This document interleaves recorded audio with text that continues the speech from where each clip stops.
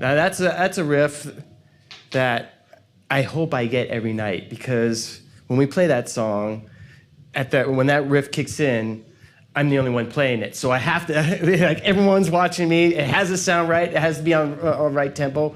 And, if I don't practice that riff, I'm liable to mess it up. I wasn't motivated by a lot of the things that, might motivate people, fame, fortune, whatever. I was just motivated by wanting to play the guitar well. Actually, when I think about it, yeah. When I went to go see the Hendrix movie, I remember going back to my home and digging out this guitar that was in my closet that I didn't really touch.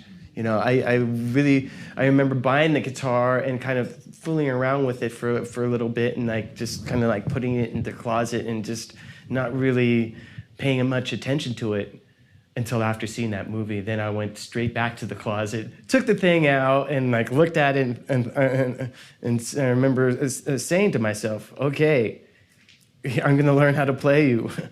And it was a very, very, very distinct time. And I remember that there was nothing else in my life that had ever inspired me to just sit down and just do one thing, just like Guitar Head.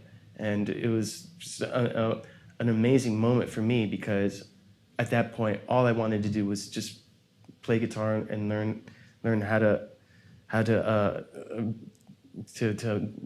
play it as well as I possibly could. And not a whole lot of people know this, but I wrote this riff when I was 16 years old, and it's still with us to this day.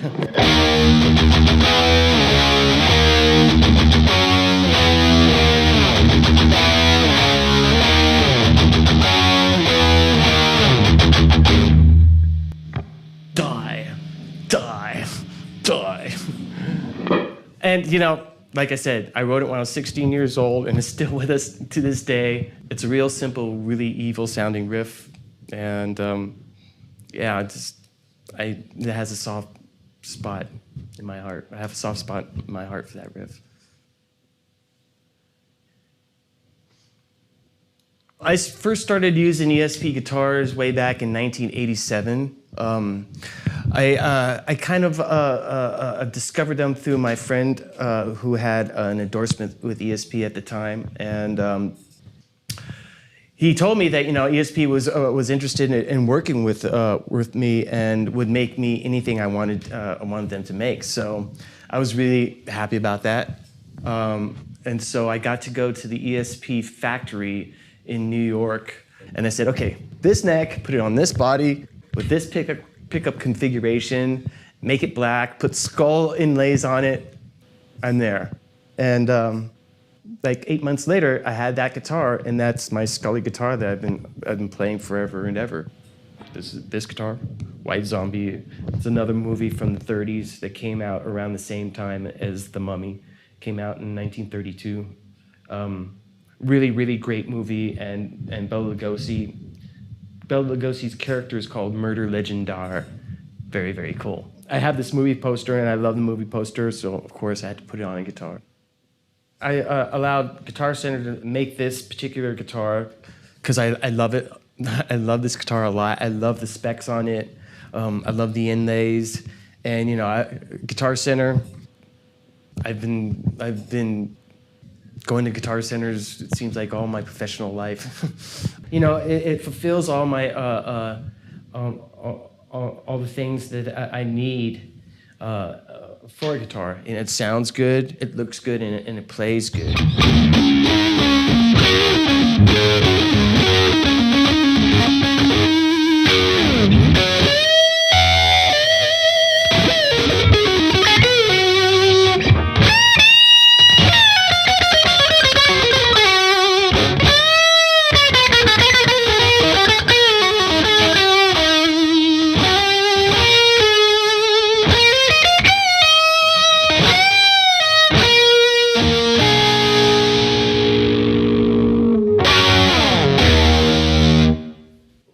Jeff Beck, Jimmy Page, Ron Wood, Joe Perry. I mean, those are all guys that I sat down with in my living room when I was 15, 16 years old and tried to learn their licks.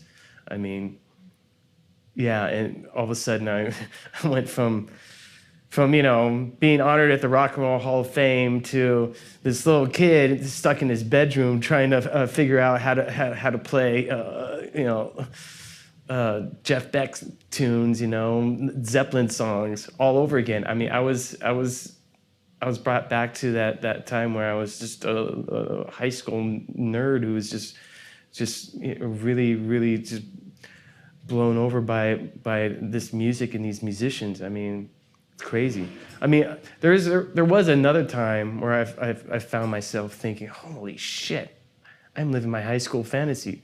And that was when I had gone to see Rush, and then after the show I was hanging out with Alex Lifeson, and we were just hanging out, drinking wine, talking about guitars, and I thought, yeah, I really made it.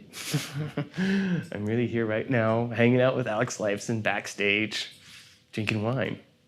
Doesn't get much better than that.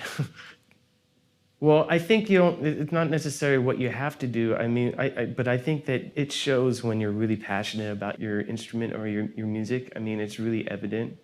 Maybe it's just all you need is just a want to keep on doing it, Finding that passion and just sticking with it.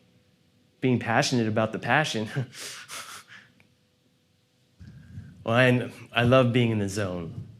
I love the sense of true abandon that I can get into. I love just being taken somewhere else and just wrapped up in like almost pure creative expression. I mean, for me, I love the zone. I know that a lot of people call it a lot of different things, but I truly feel that being in that zone is just so amazingly healthy for me, and for me it's a bit rejuvenating. It brings me to a place that rejuvenates me and can inspire me even more. There are times when I'm just like feeling really like crappy, or I'm in a bad mood, and I pick up my guitar and I start playing, and I'm just instantly just transformed somewhere else and just totally just brought to a better place. And I love the guitar for that reason. I mean, I just think it's one of the best things that I've ever discovered ever in my life.